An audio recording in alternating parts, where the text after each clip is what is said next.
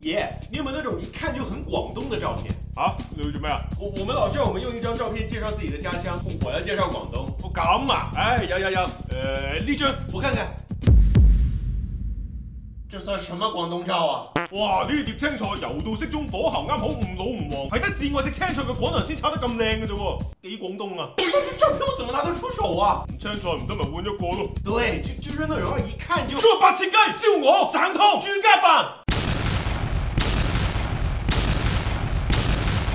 哇，幾廣東啊！那別再惦記着吃的了，呢啲好有代表性喎。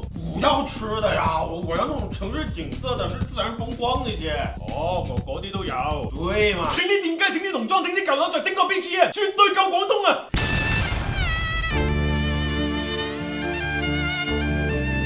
夠啦！搞咩啊？我要一張很有廣東特色的照片，也在搗亂。廣東特色啊哇！哎，唔好理你阿爺，用我呢張，哎，還是爸爸靠譜。做咩啊？好廣東啊？有錯咩？